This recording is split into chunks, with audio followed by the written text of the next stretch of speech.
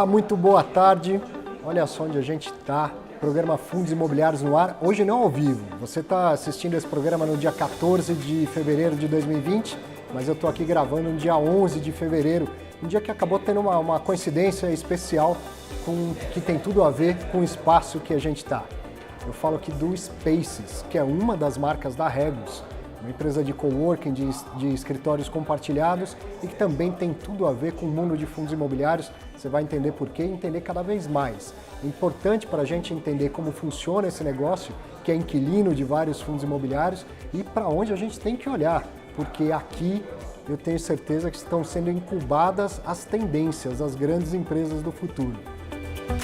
Quem vai bater esse papo comigo, com você, é o CEO da Regus Brasil, que é o Thiago Alves. Thiago, que já esteve aqui no Infomoney, aliás, aqui não, né? Você foi ao Infomoney da primeira vez e agora eu que estou sendo muito bem recebido aqui na sua casa, no Spaces Brasil. Né? Exatamente. Então, dentro da nova economia é isso, né? O espaço compartilhado serve como escritório, ambiente de trabalho, estúdio, espaço de reunião. Né? E é um prazer recebê-los hoje aqui e falar de algo que é tão moderno, tão atual, que eu tenho certeza que impacta aí na vida de todo mundo que está assistindo. Isso, então, quem está assistindo deve estar percebendo algum barulho ao fundo, o pessoal passando, é porque a gente está no meio do espaço mesmo e é compartilhado, a ideia é essa. Compartilhado, é fora da caixinha, faz parte desse conceito de economia compartilhada, né, onde as pessoas cada dia mais compartilham as coisas hoje, né, Arthur? Você está acostumado a compartilhar o carro, compartilhar a casa de veraneio, né, compartilhar, por exemplo, serviços de alimentação, das suas férias, as então, fotos, o mundo virou compartilhado e os espaços de trabalho hoje seguem essa grande tendência mundial de serem ambientes compartilhados em diversas empresas, diversos tipos de pessoas,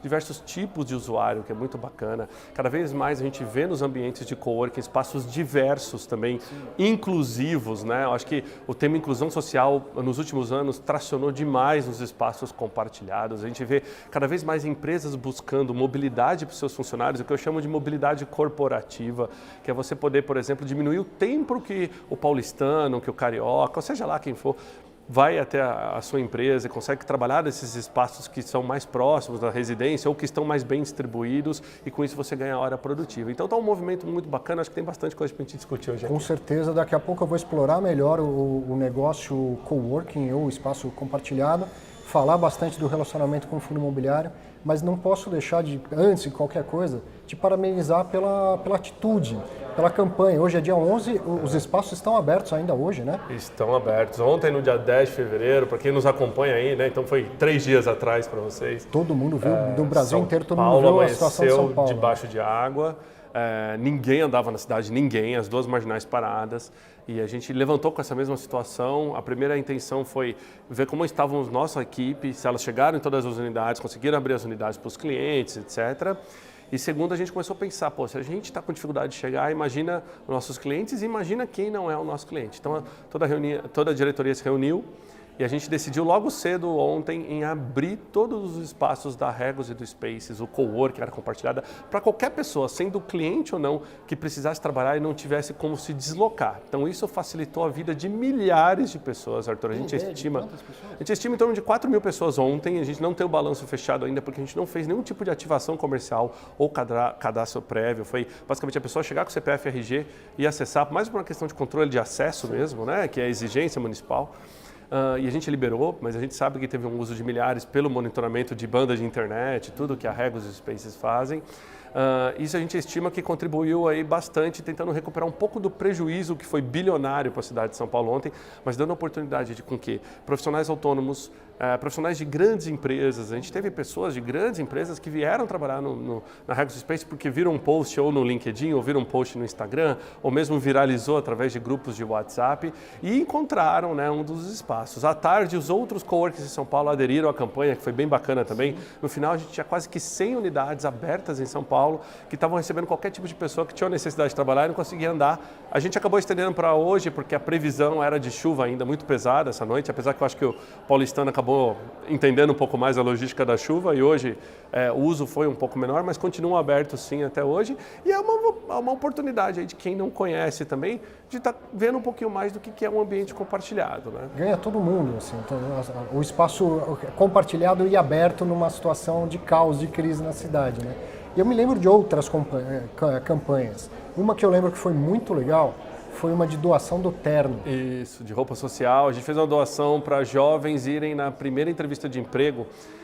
Na verdade é um instituto, chama Instituto Proa, é um instituto ao qual nós apoiamos, né? Somos um dos apoiadores do instituto, e os jovens da escola pública de São Paulo muitas vezes não têm uma roupa social para ir na primeira entrevista de emprego.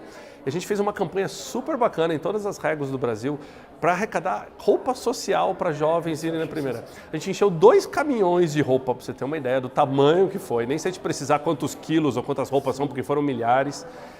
E fizemos essa entrega, a gente ajudou algo em torno de 3.000 jovens. Imagina o impacto na vida deles, né? Porque são jovens esforçados, a gente que estuda, às vezes fala inglês até melhor do que eu e tudo mais, e ele tem uma oportunidade de emprego, ele tem vergonha da roupa que ele tem para usar.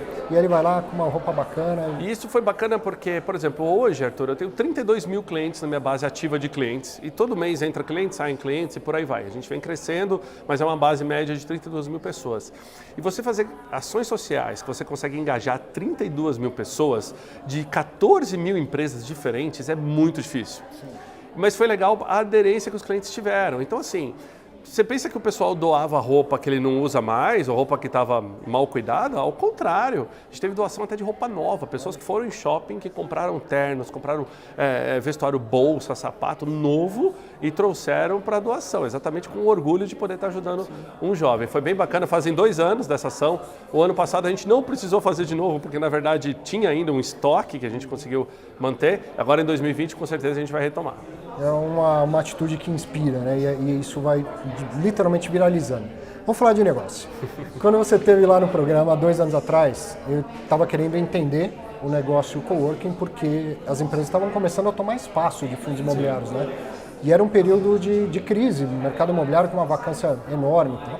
E foi uma saída para muitos gestores de fundos, ou quem é dono de imóvel, vacância machuca. E aí chegou um pessoal com um apetite voraz de ocupar espaços. Então, naquela época, vocês conseguiram fazer contratos longos, ainda vigentes, e contratos típicos, com aluguel, né, já definido, sem variação. Como tem sido de lá para cá, 2 anos depois, a relação com fundos imobiliários? Se essa relação continua se expandindo, você continua tomando espaço de imóveis que pertencem a fundo? E o que mudou no negócio de espaços compartilhados ou no coworking? Porque eu acho que esse perfil vem mudando também. Né? Com certeza. Eu vou dar um passo para trás e contar um pouquinho, talvez para o pessoal refrescar a memória, o que é o mercado de coworking hoje e como ele era antes da crise, né? Na verdade, assim, o nosso grupo tem muito tempo de Brasil, são 25 anos comemorados agora em 2020 de Brasil. Então, o brasileiro já estava acostumado com essa metodologia de escritório virtual, escritório compartilhado, mas o termo coworking ainda não era algo que estava, digamos assim, na boca da população. Então, esse termo ele se democratizou mais ou menos em 2014, 2015, onde as pessoas começaram a entender o que é coworking. Hoje elas já sabem. Se eu falar para você, Arthur, um coworking de qualquer coisa, você já sabe, espaço compartilhado. Pronto. Então isso é bem legal. A gente viveu aí uma transformação até de conceito do que é o coworking. Mas lá antes da crise em 2014, a gente falava que o Brasil não tinha coworking. O que tinha era 1 ou 2 players que tinham espaços compartilhados e cuja abrangência de mercado era muito pequena. Para você ter uma ideia, nós já éramos o principal player e líder de mercado naquela época e a gente representava 0,1% do mercado imobiliário, por exemplo, em São Paulo. Era muito pequeno mesmo no mercado grande como em São Paulo. É lógico que com a crise trouxe uma janela de oportunidade, principalmente de vacância imobiliária em prédios interessantes que não existiam no passado, né? De 2010 a 2013, para Regus crescer, por exemplo, era muito difícil. Nos bons prédios você não tinha vacância. E o modelo de negócio é sempre via locação. A Regus não é proprietária de Não, a gente é sempre asset light, a gente não compra nenhuma unidade. Isso é meio que comum na grande maioria dos coworkings, mas eu vou até mostrar uns dados para o pessoal vai gostar, depois a gente vai dar um jeito de mostrar para vocês aí também. Mas só para vocês terem uma ideia, os espaços de coworking cresceram em torno de 1.000 unidades de 2016 para o finalzinho de 2019. Isso significa que foram abertos mais de 1 espaço de coworking por dia no Brasil nos últimos 3 anos. De todo tipo. Pequeno, aquele que, por exemplo, era um imóvel pequeno de 100 metros, 250 metros e que, como ele não estava conseguindo ser locado, ele virou um coworking, por exemplo. Espaços médios, que é o espaço de 500, 800 metros quadrados, que talvez esteja num prédio B ou C, e que ainda assim tem um viés interessante para coworking, e os coworkings corporativos, como eu costumo chamar, né, os espaços de trabalho corporativo, onde você tem realmente os grandes players que aí vão estar nos prédios A, nos B, prédios com ar-condicionado central, prédios que têm uma infraestrutura mínima, até porque os coworkings profissionais eles oferecem um serviço além do espaço compartilhado, que são os escritórios privativos, que as empresas têm endereço fiscal, as empresas têm toda, né, uma operação ali, e que é focado realmente em grandes empresas. Eu tenho clientes hoje com 250 funcionários dentro da Regus, em uma unidade da Regus, por exemplo.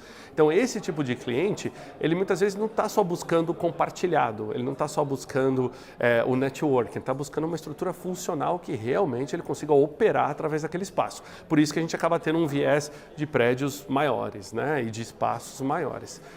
Mas esse crescimento todo no mercado foi muito interessante. Por quê? Porque trouxe notoriedade, trouxe visibilidade para os fundos imobiliários e para os proprietários em geral, que coworking é sim um aliado e não um concorrente. Durante muito tempo você falou que o mercado de coworking seria o que vai desromper os escritórios. E não é isso, é uma opção dentro do mercado de escritório. Os proprietários e os fundos que foram inteligentes e viram esse movimento lá atrás, acabaram até se adiantando. E hoje eu tenho, por exemplo, um grande fundo imobiliário ao qual eu tenho 13 unidades, com o mesmo fundo. Tem outro fundo com 5 unidades. Então, fundos onde a gente começou conversando com 1, hoje eu estou com 13. E está crescendo. Tem mais opção, tem mais coisa vindo aí, boas notícias para frente. E a metodologia, por exemplo, uma empresa como a nossa, a Regus, uma empresa com 25 anos de mercado, uma empresa listada na Bolsa de Londres, né? Uma empresa que todo um track record global, a gente dá muita segurança para o proprietário de que não é modinha, de que é um negócio que vem... Empresa lucrativa, com balanços públicos e tudo mais. E isso é muito bom. Então eu continuo assinando sim contratos de 10 a 15 anos, para você ter uma ideia. A gente também, eu quando entro num prédio, eu quero entrar num prédio que eu tenho certeza que aquele business vai perdurar. Então eu faço todo um test fit. Eu faço toda uma análise de tráfego de pedestres, eu faço toda uma análise na junta comercial. Essa é uma característica do nosso negócio, porque eu tenho uma média de 200 a 400 empresas por espaço. Se for um espaço que a junta comercial não entende como sendo um imóvel passível de ter todas essas empresas, ele não serve para um espaço de coworking profissional. Ele pode servir, por exemplo, para um espaço de coworking amador, onde as empresas não são registradas, que não é o nosso caso, não é o caso do nosso cliente, nem o nosso serviço. Então a gente continua fazendo toda essa análise. Esse crescimento como um todo, ele acaba englobando tudo, desde o pequeno até o grande. Mas só para vocês terem uma ideia, e para quem quiser, depois a gente vai disponibilizar o link aqui, pessoal. É um estudo aberto, chama Censo Coworking Brasil, é uma organização que fez essa coisa. São Paulo acaba tendo a maioria dos espaços, né? Então hoje com 600 espaços de 1.400 que existem no Brasil, seguido por Rio de Janeiro e Minas, muito próximo, mas o que é legal? A gente começa a ver coworking no Brasil inteiro. No Brasil inteiro. Então, assim, mesmo estados mais remotos começam a receber esse conceito de trabalho compartilhado. Isso facilita com que a nova economia chegue nesses mercados secundários, digamos assim. Isso facilita com que fundos e o investidor em si, pessoa física ou jurídica, comece a olhar para o coworking como uma saída também para a região suburbana. Recentemente a gente publicou um estudo que foi patrocinado pela Regus no mundo inteiro. E a gente teve 14 mil pessoas que responderam no Brasil de onde as pessoas gostariam de trabalhar se elas tivessem a opção de ter, por exemplo, um espaço compartilhado no subúrbio. Então, por exemplo, um exemplo simples aqui, se a pessoa tem um espaço de coworking em São Bernardo, ela não precisa se deslocar até São Paulo e ela trabalha assim em São Bernardo, desde que o espaço de coworking cumpra com todas as exigências técnicas, segurança do trabalho que a empresa matriz dele tem, ok. E foi tão legal a resposta que a gente, na verdade, olhou a pesquisa e olhou, pô, aqui tem um business. Sim. Pra você ter uma ideia, essa pesquisa trouxe para a gente que 156 mil pessoas ou empregos novos vão ser criados através de espaços compartilhados em eixos secundários, não principais. Não estou falando de Faria Lima, Vila Olímpia, Paulista, nada disso. E quando você fala que o cara da grande empresa consegue trabalhar, assim, grandes empresas têm uma preocupação enorme com segurança da informação. Sim. Eu consigo, de um espaço compartilhado, trabalhar numa empresa tipo um grande banco e eu estou em compliance com a SI, por exemplo. No nosso caso, né, posso falar na nossa estrutura, a gente investe tanto quanto ou até mais que as principais empresas do Brasil em infraestrutura de tecnologia de informação. Por quê? Eu nunca sei, Arthur, se quem vai alocar aquela sala é um banco ou um surfista, tem que estar preparado para o banco. Perfeito. O banco me exige, lógico, certificação de pontos de lógica, acreditação internacional no meu data center, firewalls que sejam, né, de última tecnologia, Wi-Fi criptografado, uma série de proteções, que isso é estándar em qualquer banco, por exemplo, em qualquer empresa que mexe com ativos financeiros, não precisa ser só banco, e que a gente implementa isso como estándar. Então, na verdade, a empresa que não tem necessidade, ela acaba se usufruindo dessa estrutura toda que a gente tem, e a empresa que realmente precisa consegue chegar e trabalhar. Tanto que eu brinco que, assim, quando tem greve de banco, eu acho que eu sou o maior buffer, o maior pulmão dos bancos no Brasil, porque onde que eles vão colocar os executivos? Que o cara possa abrir o computador e começar a trabalhar com certificação de forma que o computador dele entenda que aquela é uma rede segura, né? A gente acaba virando um pulmão bancário durante a semana de greve de banco de uma maneira muito forte. Uma outra coisa também interessante é o seguinte, os coworkings, por mais que a gente ache, eu acho que todo mundo, o pessoal que mexe, investe ou que nunca visitou um coworking, vai achar que coworking é só essa área compartilhada. Está visitando hoje, a gente vai dar uma volta, vai tirar um monte de foto depois. depois. De mostrar. Mas, na verdade, 80% dos espaços de coworking são salas privativas. São ambientes onde cada empresa tem o seu espaço, as suas mesas, o seu controle de acesso, e ali ela consegue ter a sua privacidade, né, a sua confidencialidade. Então, por exemplo, imagina que você é um departamento de marketing de uma empresa, trabalha com criação de um produto que ninguém sabe, você não pode estar num espaço compartilhado onde pode vazar aquela informação. Opa, mas isso não quer dizer que você não pode usufruir dos benefícios do espaço compartilhado, que é você ter um escritório que você pode pagar por pessoa, é você não ter que investir para montar um escritório porque ele está pronto, é você poder alugar pelo tempo que você quiser, um mês, um dia, esse exemplo de um projeto, por exemplo, né? Exatamente. O tempo do projeto, isso. E isso é bem interessante. Eu brinco com o pessoal assim que recentemente a gente ganhou uma concorrência pública para oferecer serviços de coworking para a Petrobras no Rio de Janeiro. Então imagina os requisitos de uma empresa como a Petrobras, o mercado de oil and gas como um todo, não só na parte de documentação, não só na parte de segurança de informação, até mesmo na parte de health and safety, segurança do trabalho. Então assim, os ambientes conseguem passar numa certificação dessa, acaba atendendo acho que quase todos os tipos de empresa, né? E uma coisa muito interessante também é que os espaços de coworking acabam seguindo mais ou menos a economia do local. Então, por exemplo, se você visita uma Regus na Faria Lima, dependendo do local da Faria Lima, ela é tecnologia, dependendo do outro local, ela é banco, ela é finanças. Se você vem, por exemplo, para uma Regus no Rio de Janeiro, no edifício Manchete é oil and gas, vai no Ventura é oil and gas, então isso é muito bacana. Isso vai moldando o tipo de usuário, né? Eu brinco que assim, não é todo coworking que tem a capacidade de ser um coworking de terno e gravata, né? Que eu quero dizer com isso. Você tem que se adaptar. Você está num prédio que é formal, os seus clientes são formais, muitas vezes você tem que ser formal.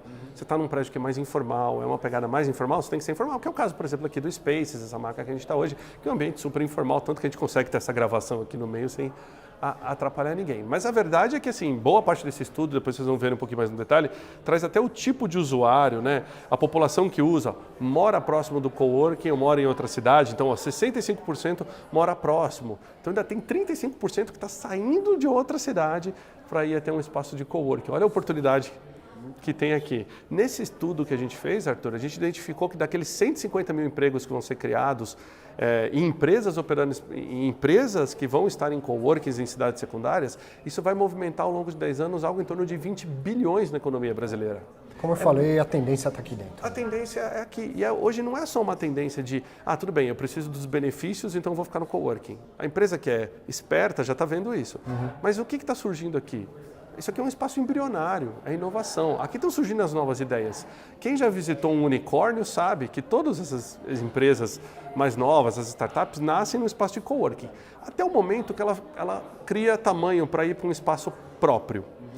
Mas quando ela vai para o espaço próprio, ela vai com os conceitos do espaço compartilhado. É isso que é engraçado. Quem visita a sede, por exemplo, nosso vizinho aqui da 99, vai ver que é um grande escritório de coworking, entendeu? Mesmo sendo um prédio inteiro deles. São parceiros e nossos clientes. E tem muita empresa grande que vendo esse movimento fala, putz, eu preciso me mexer, eu preciso ficar mais próximo desse novo ar, desse novo jeito de trabalhar. Então eu preciso dividir meu escritório em squads, deixar minhas equipes mais horizontais. E aí, em vez dele adaptar o dele, ele manda a galera para um coworking. Ele pode, por exemplo, a gente faz o espaço todo. Exato, a gente faz muito projeto Build to Suit para clientes que chegam, olha, eu tenho 150 pessoas, preciso montar isso aqui. Opa, peraí, vou montar um projeto todo customizado para você. Ou muitas vezes a empresa chega, olha, eu quero todo mundo no compartilhado mesmo, que eu quero que o meu pessoal oxigene contatos, networking. e tudo mais.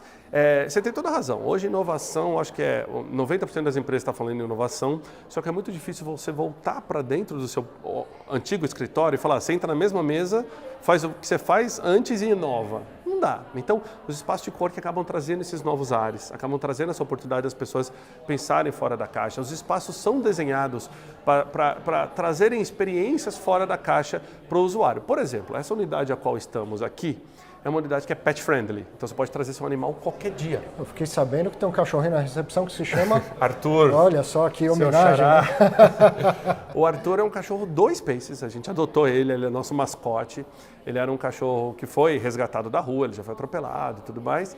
E ele recebe todo mundo, você viu, né? Ele faz parte da nossa equipe. Ele é compartilhado. Os clientes cuidam dele, nós cuidamos dele. Ele recebe doação de todo mundo, a gente acaba doando para outras pessoas também, mas é muito legal. E a ideia era exatamente levantar essa bandeira pet friendly. Mas aqui, se eu sou um cliente e quero trazer meu animalzinho, eu posso trazer. Nesse mesmo prédio aqui, a gente tem sala de reunião lá embaixo que é com iluminação natural. É para fazer reunião ao ar livre sem consumir energia elétrica. Exatamente para criar uma cultura nos coworkers de que é possível sim você ter uma reunião formal e ainda assim você ter uma reunião que seja ecológica. A gente tem espaço zen, você tem uma arquibancada, você tem no último andar aqui um cinema ao ar livre, com cadeiras de praia, para o cliente poder projetar à noite ali, fazer um filme com os amigos ou fazer o seu evento. Então, é tanta ativação, é tanta coisa diferente. Você tem aqui uma vez por semana comida com o chefe, vem um chefe cozinhar para os clientes. No outro dia tem café gourmet. Então, isso vai trazendo uma série de benefícios para o coworking que as grandes corporações vão ter dificuldade de implementar sozinha. Então, é muito mais fácil para ela, muitas vezes, pegar a equipe de inovação, os squads, e mandar para um coworking e já começar a usufruir isso do D0, do que ter que começar toda uma mudança de cultura. A gente sabe que cultura come estratégia no café da manhã, né? Muito bom. Uma coisa que eu notei, e você já falou isso, que esse relacionamento de coworking com o fundo imobiliário está levando o fundo imobiliário para outros eixos. Sim. Onde fundo imobiliário do escritório tinha ocupação? Na Faria Lima, na Paulista, na Vila Olímpia e tal. De repente começa a aparecer um imóvel, outro na Vila Madalena, dentro de fundo imobiliário. Opa, que história é essa? Mas isso vem muito a reboque dessa questão dos coworkings, de ir atender as pessoas, e é uma questão até de mobilidade, quer dizer, você não precisa sair de longe da sua casa e vir todo mundo para o mesmo lugar. Exatamente. Hoje, esse conceito de mobilidade corporativa é o que vai ditar os próximos 10 anos no empresariado geral, né? Nos ambientes de escritório. Por quê? Trazer todo mundo da cidade inteira para o teu escritório central para trabalhar todo mundo junto vai deixar de fazer sentido. Hoje você já tem ferramentas de colaboração online, você trabalha com um tablet, você trabalha com um celular, você já tem todo mundo ter uma boa internet em casa, uma boa estrutura, então já deixou de fazer sentido fazer com que todo mundo perca 1 ou 2 horas de deslocamento para vir até aqui. Então, cada vez mais as empresas vão procurar trazer um conceito de close to home do que home office, para aqueles funcionários que têm a possibilidade de teletrabalho, e cada vez mais o conceito de squad. E squad é basicamente você ter equipes multidisciplinares que trabalham junto, mas não necessariamente todo mundo junto. E isso é uma tendência que a gente já vinha trazendo, porque quando a gente faz esse estudo de localização, a gente olha para todos os endereços e pensa, olha, as pessoas querem trabalhar daqui? Elas querem ou elas precisam? Porque hoje elas precisam, porque é só esse eixo que é servido de transporte público, é só esse eixo que é servido de bons ativos. Então não é que as pessoas querem, elas precisam. Na hora que a gente vai para onde elas querem trabalhar e a gente começa a sair desses eixos secundários, é uma oportunidade de ouro para desenvolvedores, incorporadores, fundos imobiliários, investidores em geral, de começar a olhar para esses eixos de outra maneira. E aí você vai junto, quer dizer, você vai chegar com uma operação meio que casada para o fundo imobiliário. Eu noto que tem demanda para um bairro que hoje pouca gente investe. Você vai comprar um imóvel, eu vou assinar um contrato de 10 a 15 anos com você, tá certo? Para o fundo imobiliário tem lá um risco de falar, pô, estou fora de um eixo, de repente esse imóvel não tem segundo uso. Só que ao mesmo tempo você toma o imóvel por longo tempo, por longo prazo, e aí casa as duas estratégias. Faz sentido o que eu estou falando? Faz sentido, e eu vou até provocar o pessoal aí do fundo imobiliário, que é o seguinte, depende se a gente quer olhar para trás ou para frente. Sim. Se a gente olhar o mercado imobiliário brasileiro, taxas de vacância, absorção líquida, absorção bruta, a gente vai estar tendencioso a olhar para o passado, como foi São Paulo, como foi o Rio de Janeiro, como foi Belo Horizonte. Se a gente quer olhar para frente, tem que olhar com novos conceitos. Por isso que eu provoco. Dentro do conceito de o que vai ser a economia no futuro, faz sentido hoje mais um prédio AAA na Faria Lima? Ou faz sentido investir, por exemplo, na Vila Leopoldina? Faz sentido investir em Santo Amaro, faz sentido investir onde as pessoas moram. Por exemplo, hoje, qualquer imóvel que passe na nossa certificação de qualidade num eixo como de Pinheiros a Vila Olímpia, é um gol certo. É um gol certo. Vila Olímpia não, perdão, Vila Leopoldina. Com certeza. Por exemplo, quando eu pego ali o lado de lá da Marginal, Butantã, pega para cá, né, um pouquinho antes do Morumbi aqui do Guedala, é uma região que é extremamente carente de bons imóveis, e eu tenho muita demanda, porque a gente monitora isso, de pessoas que ligam e falam, olha, eu quero um escritório para 50 pessoas, mas eu quero do lado de lá da ponte. Aí você fala, não, todo o estoque está do lado de cada ponte. Não faz sentido. Então, por isso que eu queria provocar o pessoal, tem que olhar para frente. Como olhar para frente? Pesquisa. Análise de mercado, conversar com os seus clientes. Eu vejo poucos fundos imobiliários, muitas vezes, chamando os clientes para conversar. Muitas vezes você conversa com o administrador do fundo, mas você nunca tem essa ponte direta. Eu vi alguns fundos fazendo isso e eu acho que é um benefício mútuo, tanto para o investidor do fundo imobiliário, quanto para o fundo, para entender onde essas empresas querem estar. Uma coisa que eu te falo, mesmo que não seja um operador de coworking, todos os empreendimentos no futuro vão ter que ter algum tipo de pulmão flexível, lógico, para diferenciar o seu prédio. Vou te falar, há 15 dias atrás eu recebi o Leandro Busquet e a Érica Souza, são gestores da 20, e o fundo de escritório deles, um dos pilares é olhar para novos negócios, novas tendências, e se não me falha a memória, 19% dos inquilinos são coworkings, tá? Não a Regus especificamente, mas outras empresas de coworkings. Então perguntei para eles quais são os benefícios de ter um coworking como inquilino. Obviamente que eu não vou te contar qual foi a resposta, mas eu quero saber, da sua opinião, qual é o benefício para um fundo imobiliário de ter um coworking como inquilino. Bom, eu já te falo, são vários, né? Não é só a minha presença de pessoa. Mas na verdade é o seguinte, primeiro que no nosso caso, né, você vai ter contratos de longo prazo. Então, se você for um fundo buscando realmente, né, essa rentabilidade de longo prazo, isso ajuda bastante, porque são contratos de 10, 15 anos. A gente já chegou a assinar contratos de 15 mais 5 mais 5, para você ter uma ideia. Segundo, que o nosso cliente, ele vem para o espaço de coworking e ele cresce. Na hora que ele cresce, ele já se acostumou com o prédio, com o endereço, com o estacionamento, ele já registrou a empresa muitas vezes naquele endereço, e na hora que ele cresce, é natural que ele vai sair do espaço de coworking, ou ele vai precisar de mais área. Se eu for entregar mais área para ele, eu vou alugar onde? No mesmo prédio. E se ele for crescer e quiser ficar no endereço que ele já está acostumado, ele vai ficar no mesmo prédio. Então, se o fundo imobiliário pensar, o coworking agrega valor, porque os clientes aqui são embrionários, crescem. Posso dar um exemplo aqui? Tipo a lógica de um shopping que tem lá a loja âncora e as satélites. Quer dizer, você seria um âncora para trazer... A gente é um âncora imobiliário. Uma outra vantagem, o lado inverso. Os clientes também vão precisar diminuir. E vamos falar que durante uma crise ou uma vacância alta imobiliária, muito proprietário pensa em picotar a laje. Eu tenho uma laje de 1.000 metros, não, vou fazer 5 de 200 metros porque a demanda ficou pequena. Opa, é muito mais inteligente você pegar essa demanda menor num espaço de coworking e não sacrificar o seu ativo, porque quando o mercado voltar a subir, se você tiver um inquilino de 200 metros no meio de uma laje de 1.000, você já não consegue mais locar 1.000. Né? Então, esse foi um movimento que alguns fundos foram inteligentes em fazer. Uma outra vantagem, a grande maioria dos nossos contratos, ele prevê um fixo e um variável, é uma cláusula de performance com o proprietário, até porque... Incluindo com o fundo imobiliário? Incluindo com o fundo imobiliário. Por quê? Eu quero garantir que aquele imóvel está em boas condições.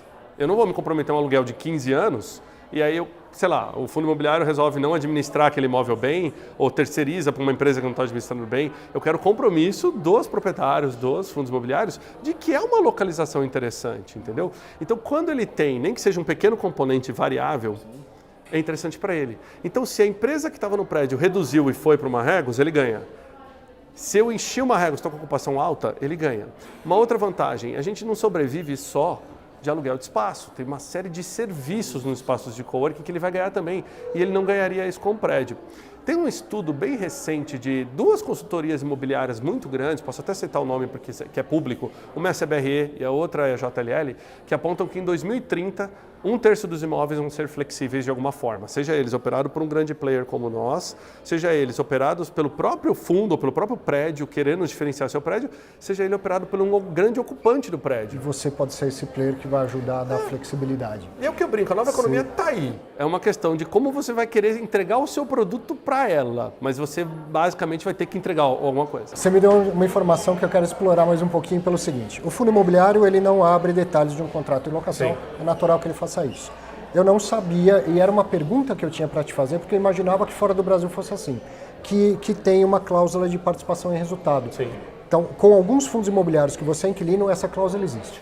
A cláusula é meio que mandatória no caso da Regus, como você próprio disse, Arthur, nós somos âncora, né? Então os fundos nos procuram e o nosso modelo comercial ele prevê um aluguel tradicional e também um aluguel por performance. Certo. Exatamente porque eu quero no fundo e no proprietário um parceiro. Né? Eu vou ficar 15 anos no imóvel, eu não quero ficar 15 anos no imóvel numa relação fria. Quero ficar 15 anos no imóvel numa relação que seja boa para ambas as partes. E muitos fundos já viram vantagem em ter uma Regus. Porque senão você faz um contrato longo num preço lá embaixo, porque você subloca, evidentemente você tem que conseguir negociar bem. Vem uma fase super boa da economia, você começa a surfar ela bem e o fundo imobiliário não. Olha que coisa interessante. Eu tive uma discussão recentemente com o fundo imobiliário, onde eles pediram que eu apresentasse o nosso modelo para o board deles. Thiago, traz aqui porque eles querem te conhecer. Eu fui e apresentei. E aí uma pergunta que veio do board deles, que eu acho que o pessoal vai fazer, como é que vocês tratam a revisional? Né? Aí eu falei assim, olha, eu não tenho problema nenhum com a revisional, eu só tenho que garantir que eu estou sempre no mercado. Eu preciso estar sempre no mercado. O mercado subiu, eu tenho que subir. Porque eu vou subir o meu preço também. O mercado desceu, eu tenho que descer. O que eu não posso é estar defasado. Pagar mais barato quando deveria estar mais caro, porque aí eu estou perdendo a oportunidade de cobrar mais. Eu sou parceiro, eu não sou competidor. Então, assim, se o metro quadrado daquele prédio saiu de 70 para 100, o meu preço também tem que subir 30%. Então não adianta eu ficar pagando 70 e achar que eu estou bonito, porque na verdade eu estou perdendo a oportunidade de cobrar mais. E também, se o mercado era 100 e caiu para 70, eu preciso capturar essa queda, porque senão eu posso estar caro. Então, assim, a gente tem um índice bem bacana nesses contratos, que é um índice que leva em consideração valor de mercado e conversão do negócio da Regus. Então, se a gente começa a converter mais do que devia, significa que eu estou barato. Então, opa, deixa eu acertar aqui meu preço. Perfeito. Aí eu vou e vejo o valor de mercado. Por exemplo, se o proprietário canibalizou o empreendimento dele, ficou desesperado, baixou o preço, ele mesmo baixa o valor de mercado dele, que acontece. Opa, aí eu tenho que analisar se eu influencio isso no meu preço ou não. Muitas vezes eu não influencio, eu vou lá e falo, olha, por mais que você diminua o teu preço de 100 para 80, eu prefiro deixar a minha referência em 100, porque eu vou cobrar mais caro e como você tem uma cláusula de performance comigo, você ganha um pouco desse aqui. Então, assim, eu só preciso garantir que eu estou no mercado, nem mais nem menos no mercado. E aí, então, nessa última observação que você fez, ter um fundo imobiliário como parceiro é interessante também, porque às vezes ele é majoritário naquele prédio e ele não vai canibalizar preço.